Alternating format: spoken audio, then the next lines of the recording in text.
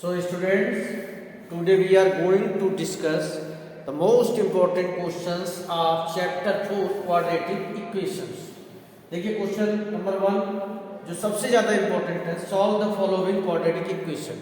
अब आपने अगर चैप्टर पढ़ा है तो आपको जानकारी होगी कि क्वाड्रेटिक इक्वेशन को सॉल्व करने के दो मेथड होते हैं। पहला होता है स्प्लिटिंग द मिडिल टर्म और दूसरा कौन सा होता है, खुद क्वाड्रेटिक फार्मूला। तो वहां पर मेंशन हो सकता है कि solve the following quadratic equation by splitting the middle term और मींस फैक्टराइजेशन मेथड और बाय क्वाड्रेटिक फार्मूला। अगर मेंशन हो तब तो आप उसी मेथड से करेंगे, अदरवाइज आपकी मर्जी है, जिससे आप ज़्यादा अपने आप को रिलैक्स महसूस करें उससे करें। तो यहाँ पर इस टाइप के क्वेश्चन तो आप बड़े इजीली कर लेते हैं। थोड़ी सी दिक्कत आती है आपको कहाँ, आपको जहाँ रूट दिया होता है वहाँ पे। तो आप देखिए, इसे करने की कोशिश कीजिए। अगर नहीं आता है, रूट वाले क्वेश्चन आपको नहीं कर पा रहे हैं, आप दिक्कत आ रही है, तो आप पूछ सकते हैं, उसका एक्सप्लेनेशन दिया जाएगा। यानी मैं कुछ क्वेश्चन अपलोड करूंगा स्पेशली इस क्वेश्चन को, कि इस तरह का क्वेश्चन आ जाए तो इसको आप कैसे सॉल्व करेंगे, रूट वाला। एंड थर्ड वन इज जो जिसमें कांस्टेंट लगे होते हैं, नंबर, जैसे ए है, यहाँ पर ए है, कभी बार पी आ जाता है, इस तरह से इसको चाहे स्प्लिटिंग द मिडिल टर्म और चाहे क्वाड्रेटिक फार्मूला किसी से भी सॉल्व करेंगे तो कैसे सॉल्व होगा। तो सबसे इंपॉर्टेंट पार्ट है और हमेशा 2-3 मार्क्स का क्वेश्चन ये आता है। दूसरा क्वेश्चन जो बन सकता है वो आपका वो है, फॉर व्हाट वैल्यू ऑफ के x square plus 4x plus के इज इक्वल टू 0 है रियल सोल्यूशन। तो आपने डिस्क्रिमिनेंट देखा होगा कि डिस्क्रिमिनेंट से हम ये पता करते हैं कि इसके पास नेचर ऑफ सोल्यूशन क्या है। नेचर ऑफ सोल्यूशन में 3 चीजें आती हैं, real and unequal, real and equal and no real roots.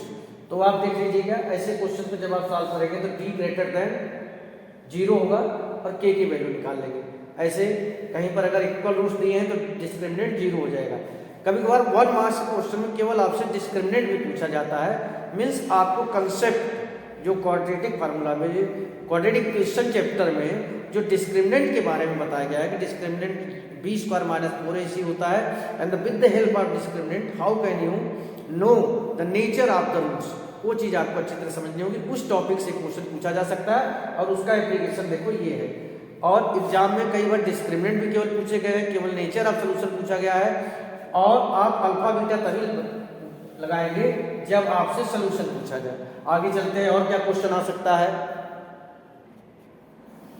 Find value of m if mx x minus 7 plus 49 is equal to 0 है इक्वल रूट। यहाँ पर फिर वही बात आ रही है कि इक्वल रूट है तो डिस्क्रिमिनेंट 0 होगा। तो उसी कंसेप्ट के ऊपर है, कैसे आप करेंगे। इसमें और इसमें कोई खास फर्क नहीं, यहाँ पर t ग्रेटर देन 0 रखेंगे, यहाँ पर d इज इक्वल टू 0 रखेंगे और आप m की वैल्यू निकालेंगे। आगे बढ़ते हैं, देखिए आप क्वाड्रेटिक इक्वेशन के लास्ट एक्सरसाइज यानी एक्सरसाइज 4.4 में जाएंगे तो वहाँ पर एक क्वेश्चन इस तरीके से पूछे जाते हैं, is it possible, is it possible. तो जहाँ पर ऐसी वर्डिंग यूज हो रहा हो, is it possible means question की शुरुआत, is it possible that sum of ages of 2 friends is this and after 4 year their product is this. तो ऐसे केस में आपको क्वाड्रेटिक इक्वेशन बनाने के बाद सबसे पहले आपको डिस्क्रिमिनेंट निकालना है। एंड डिस्क्रिमिनेंट अगर 0 आ जाए या पॉजिटिव आ जाए तब तो पॉसिबल होगा, अगर डिस्क्रिमिनेंट निगेटिव आ जाए तो वो पॉसिबल नहीं होगा। ये मैं कर रहा हूँ बात आपका एक्सरसाइज 4.4 से। तो यहाँ पर आपने देखा एक क्वेश्चन 101% आएगा किसके ऊपर, x की वैल्यू निकालने के लिए, that may be by splitting the middle term और using quadratic formula. And second one जो डिस्क्रिमिनेंट है, डिस्क्रिमिनेंट से जो हम नेचर ऑफ रूट्स पता करते हैं उसका एप्लीकेशन आ सकता है कि इसके पास रियल रूट है, इसके पास इक्वल रूट है, इसकी वैल्यू पता करो। एक बड़ी इंपॉर्टेंट चीज अब भी रह रही है कि जब हमारे पास क्वाड्रेटिक इक्वेशन रेडीमेड फॉर्म में नहीं होते, means ax square plus bx plus c के फॉर्म में नहीं होते हैं, तब हम कैसे पता करते हैं वो आज मैं बताने जा रहा हूँ। क्वेश्चन कैसे पूछे जाते हैं,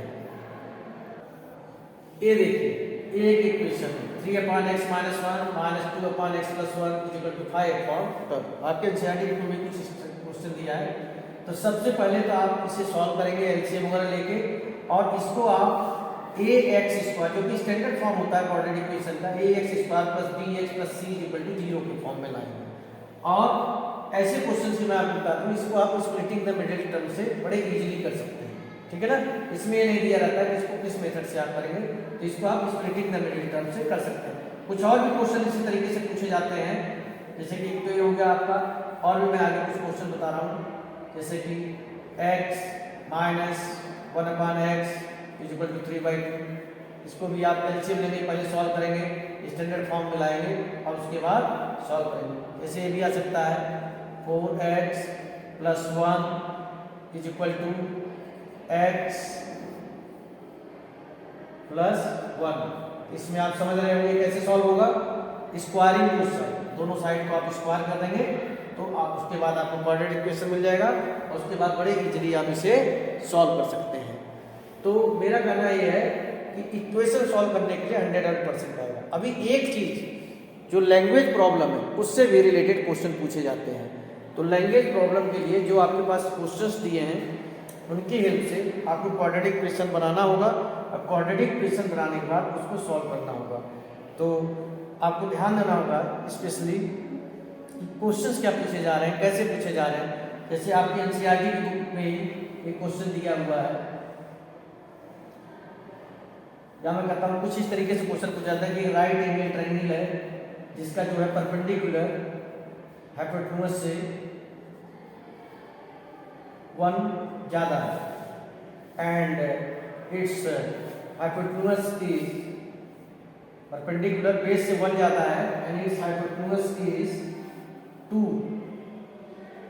more than base. Perpendicular is 1 more than base and hypotenuse is 2 more than base.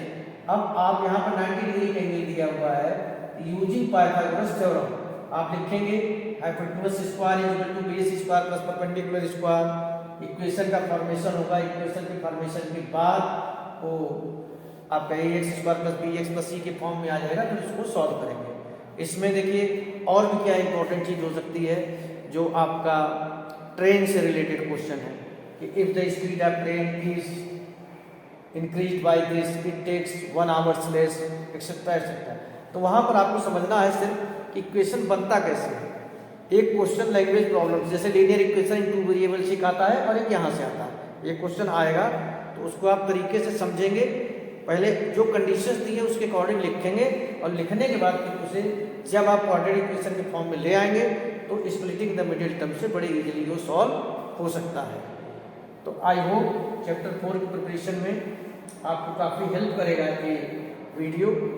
जितने भी क्वेश्चन मैंने यहाँ आज लिखे हैं, अगर किसी क्वेश्चन में किसी भी क्वेश्चन को आप नहीं कर पा रहे हैं, प्रॉब्लम है, डिफिकल्टी है, या किसी कंसेप्ट में डिफिकल्टी है, या लैंग्वेज प्रॉब्लम वाले क्वेश्चन में आपको डिफिकल्टी हो रही है, तो आप कमेंट सेक्शन में बताइएगा। हम उससे रिलेटेड वीडियो एकदम एक्सप्लेनेशन, फुल एक्सप्लेनेशन के साथ अपलोड करेंगे, जिससे आपकी प्रॉब्लम सॉल्व हो सके और आप पेपर को अच्छी तरह कर सकें। Thank you.